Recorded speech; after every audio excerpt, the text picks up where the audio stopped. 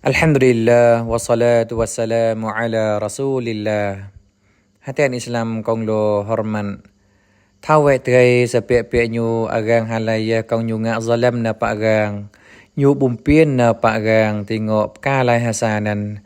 Maka Allah Subhanahu wa taala ti hau vai o tengok pu zalamរបស់nyu pu bumpienរបស់nyu na pak agang makaninan dan Tok ti hagai akhiratih Allah Subhanahu wa taala akan hinga azab na paknyo.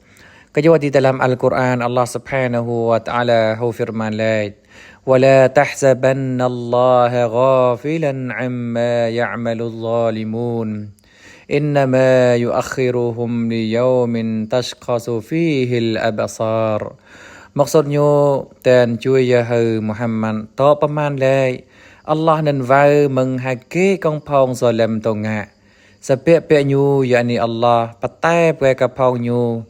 Semgap ti hagai kong hatom mata nan melang ia pak nyu yakni hong tim te au pai sebab mai meng nyu bao puru serau katau to ti hagai kiamate.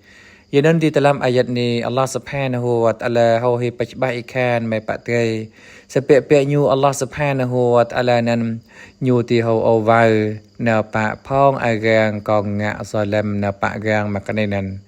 Mudah-mudahan trai pak atah mengpu ngak salam na pak hai hagang untuk trai hau selamat mengazab robah Allah Subhanahu wa taala to ti hagai akhiratih. هذا وصلى الله على نبينا محمد وعلى آله وصحبه وسلم والحمد لله رب العالمين